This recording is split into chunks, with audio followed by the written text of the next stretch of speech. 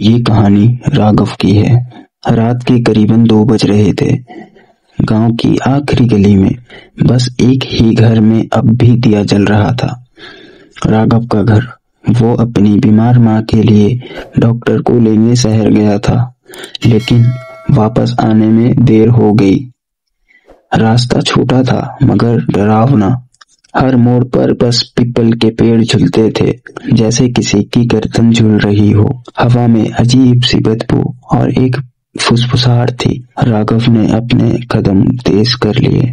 जैसे ही वो गांव के बाहर पुराने वाले कुएं के पास पहुंचा, पीछे से किसी औरत की हंसी आई। वो पलटा, कोई नहीं, बस सूखा पत्ता उड़ता हुआ उसके पैरों से टकराया। लेकिन तभी उसने देखा, कुएं के ऊपर एक औरत बैठी थी। लंबे बाल जमीन तक झूल रहे थे, सफेद साड़ी में लिपटी हुई, और चेहरे पर कोई चेहरा नहीं था। राघव ने डर के आंख मली, पर वो अब भी वहां थी। धीरे धीरे वो औरत अपने लंबे बाल घसीटते हुए खड़ी हुई और उसी पीपल के पेड़ की तरफ चल पड़ी। राघव के पैर में जैसे जान नहीं रही। वो भागना चाहता था, पर उसके पैर जगह पर जम गए। अचानक वो औरत रुक गई, धीरे से मुड़ी और उसी आवाज में बोली, राघव, माँ कैसी है? वो वहीं बहुत ही डर गया, क्योंकि उसने ये बात उसे बताया ही नहीं था कि उसकी माँ बीमार है।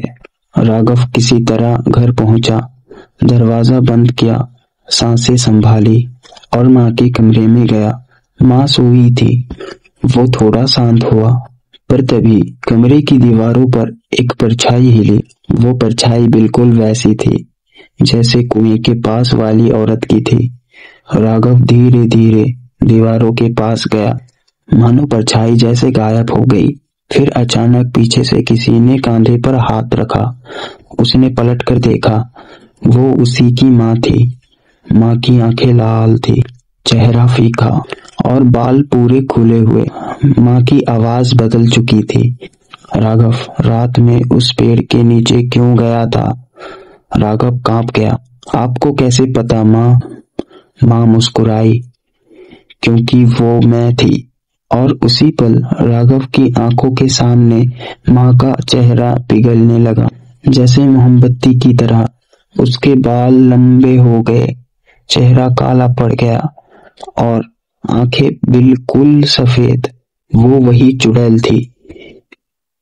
राघव दरवाजे की तरफ भागा, लेकिन दरवाजा अपने आप बंद हो गया। कमरे में सिर्फ हंसी की आवाजें गूंज रही थी।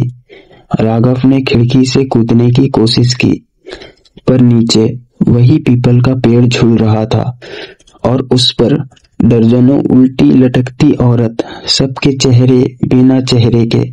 राघव की चीख किसी ने नहीं सुनी।